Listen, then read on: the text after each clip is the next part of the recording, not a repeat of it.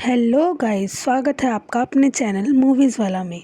तो आज हम इस वीडियो में केसरी पार्ट 2 की स्टोरी एक्सप्लेन करेंगे। तो मूवी की शुरुआत होती है जलियांवाला बाग से, जहां बहुत सारे लोग इकट्ठे हो रहे थे। तभी उनके सिर के ऊपर से एक जहाज़ निकलता है और तभी वहां जनरल डायर शूटिंग करवा देता है, जिससे बहुत से लोग मर जाते हैं। अगले सीन में हम देखते हैं वर्ल्ड वॉर 1 के पहले का सीन, जिसमें एक ब्रिटिशर भारतीय लोगों से कहता है कि अगर वो उनका वर्ल्ड वॉर 1 में साथ देंगे तो वो भारतीयों को आज़ाद कर देंगे। पर वॉर ख़त्म होने के बाद वो अपनी बात से मुकर गए और उसके बाद एक कृपाल सिंह नाम का बंदा इनके खिलाफ आवाज़ उठाता है। तो वो डिसाइड करते हैं कि वो उसे ही जेल में डलवा देंगे, जिसके बाद धीरेन्द्र सिंह जाकर अंग्रेज़ों की तरफ से मिस्टर नायर को हायर करता है। उसके बाद हम कोर्ट का सीन देखते हैं, जिसमें मिस्टर नायर ऐसी ऐसी दलीलें रखते हैं कि सब हैरान हो जाते हैं और कृपाल सिंह को जेल की सज़ा हो जाती है। इसके बाद शाम को देखते हैं कि अंग्रेज़ मिस्टर नायर से खुश होकर उन्हें सर की उपाधि देने की घोषणा करते हैं। अब अगले दिन जब मिस्टर नायर को सर की उपाधि दी जा रही थी, तभी जनरल डायर जलियांवाला बाग पर हमला करवा देता है और सब मर जाते हैं। पर वहाँ बस एक ही लड़का बचता है, जो वहाँ की लाशें देखकर रोए जा रहा था। अब माइकल जनरल डायर को अकेले में बुलाता है और उसे डांटने लगता है, अगर ये बात बाहर आ गई तो सारे लोग हमारे विरुद्ध हो जाएंगे। जिसके बाद माइकल तीरथ से कहकर जलियांवाला बाग की सच्चाई को दबवा देता है। जिसके बाद तीरथ डायर को आकर बताता है, जो कांड आपने किया है उसके बाद तो शमशान में भी लाशें जलाने की जगह नहीं बची हैं। जिसके बाद डायर लाशों को नालों में फिकवा देता है और अब जब मरे हुए लोगों के घर वाले आंदोलन करने आते हैं तो वो उन्हें भी 25 रुपये मुआवजा देकर अंगूठा लगवा लेता है कि अंग्रेज़ों से उन्हें कोई शिकायत नहीं है। पर कुछ लोग अभी भी अंग्रेज़ों के खिलाफ आवाज़ उठा रहे थे, जिसे देखकर डायर तीरथ से कहता है कि इन लोगों का मुंह बंद करवाने के लिए एक कमीशन बनानी चाहिए, जो हमारे ही पक्ष में फैसला सुनाए, पर उन लोगों को ऐसा लगे कि वो सच का साथ दे रही है। तब वाइसरॉय कमीशन बनती है, जिसमें नायर भी उपस्थित थे।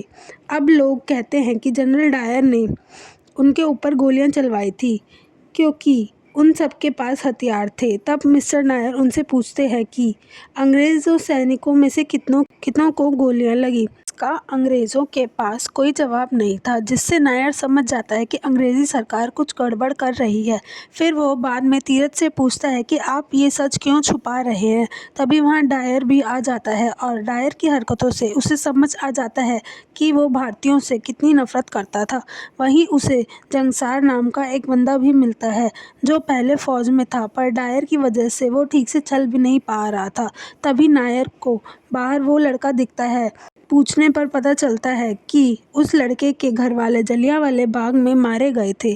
तब से वो लड़का सिर्फ इंसाफ चाहता था। फिर उस रात नायर उस लड़के के बारे में सोचता रहता है और अगले दिन उससे मिलने जाता है और उससे समझाता है कि आंदोलन छोड़ दो और स्कूल जाकर पढ़ाई करो। लेकिन वो लड़का कहता है कि वो उस दिन अपनी माँ और बहन के साथ आंदोलन करने गया था। तभी अंग्रेज़ों ने बिना कोई वार्निंग दिए फायरिंग शुरू कर दी। ऐसे में वो पढ़ लिख कर क्या करेगा, और ये अंग्रेज़ तो ऐसे देश को कभी आज़ाद नहीं होने देंगे। अब रात को कमीशन के सारे लोग पार्टी कर रहे थे, जहाँ पर नायर भी था। तब वो वॉशरूम जाता है तो उसे एक बोर्ड दिखता है, जिस पे लिखा था dogs and Indian not allowed. ये देखकर उसे बहुत बुरा लगता है। अब अगले दिन कमीशन के लोग डायर को नॉट गिल्टी बताते हैं, पर मिस्टर नायर इसका विरोध करते हैं। लेकिन डायर के लिए नॉट गिल्टी के वोट ज़्यादा थे, इसलिए वो उसे छोड़ देते हैं। अब अगले दिन नायर को खबर मिलती है कि उस लड़के ने नस काटकर अपनी जान दे दी। तब वो उसके घर जाता है, जहाँ उसे एक लड़की दिलप्रीत नोटिस करती है। अब अगले दिन जब वो शहर छोड़कर जा रहा था, तब दिलप्रीत उसके सामने आती है और कहती है कि उसे नायर जैसा वकील बनना था। मिस्टर नायर उसके इंस्पिरेशन थे, पर उन्होंने भी अंग्रेज़ों के आगे घुटने टेक दिए। तब नायर कहता है, मैं अकेले इन अंग्रेज़ों के खिलाफ कुछ नहीं कर सकता। फिर नायर अपनी बीवी के साथ ट्रेन में बैठ जाते हैं। फिर 2 दिन बाद दिलप्रीत जनरल डायर के खिलाफ केस फाइल कर देती है। जब ये बात माइकल को पता चलती है तो वो बहुत टेंशन में आ जाता है कि अगर ये बात सबको पता चल गई तो लोग बवाल पर उतर आएंगे, इसलिए उन्हें ये केस का पता नहीं चलना चाहिए और ये केस पहली ही मीटिंग में ख़त्म हो जाना चाहिए। पर वहाँ का जज जो था उसे भारतीयों से आसक्ति थी, इसलिए उसको धोखाधड़ी भी नहीं कर सकते थे।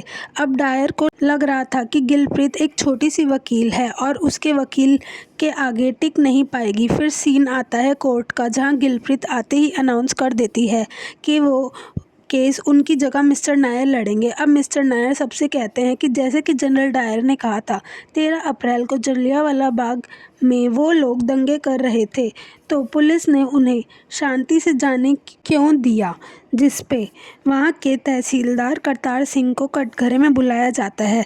जिस पे करतार सिंह उनसे कहते हैं कि मैंने देखा था उन्हें दंगे करते हुए, पर मेरी हिम्मत नहीं हुई उन्हें रोकने की, इसलिए उन्होंने जनरल डायर को ये सब बता दिया। तब मिस्टर नायर कहते हैं, आपको पहले थाने से मदद मांगनी चाहिए थी, और अगर आपने थाने से मदद मांगी भी थी तो भी यह बहुत लंबा प्रोसेस होता है। पर जनरल डायर तो एक आर्मी ऑफिसर हैं, आपने उनसे हेल्प कैसे मांगी? आपको तो दूसरी कोतवाली से हेल्प मंगानी चाहिए थी। तब नायर ये प्रूव करता है कि ये डायर ने झूठी अफवाह उठा दी थी कि एक बड़ा शायर जलियांवाला बाग में आने वाला है, जिससे वहाँ बहुत सारे लोग इकट्ठे हो गए और आंदोलन तो अलग चल ही रहा था।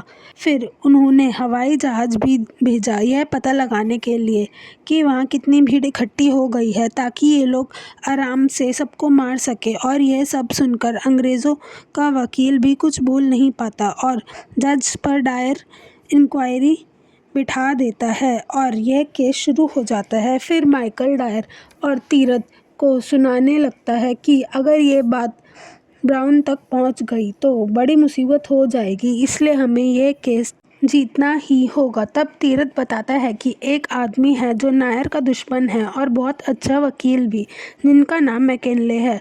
तब तीरथ जाकर मैकिनले को मिस्टर नायर के खिलाफ केस लड़ने के लिए मना लेता है। अब हम कोर्ट का सीन देखते हैं, जहां मैकिनले प्रेस को कोर्ट से हटाने की बात करता है ताकि कोई भी बात बाहर ना जाए। फिर मैकिनले जज को बताता है कि 13 तारीख को डायर ने जो भी किया उसके पीछे एक वजह थी। 10 तारीख को एक अंग्रेज़ी लड़की मार्था के साथ फौज के एक आदमी ने दुष्कर्म किया और दुष्कर्म करने वाला दंगा फौज का एक आदमी था जिसका नाम था रणधीर चौधरी। और रणधीर चौधरी को सज़ा हुई तो फौज वाले गुस्सा हो गए और उन्होंने एक प्लान बनाया अंग्रेज़ों से बदला लेने का। इसके लिए डायर को ऐसा सब करना पड़ा। तब जज मिस्टर नायर को अगली डेट दे देता है और मैकिनले झूठी खबर फैलवा देता है कि नायर उन दुष्कर्म करने वालों की वकालत कर रहा है। फिर लोग नायर के मुंह पर काली पोत देते हैं।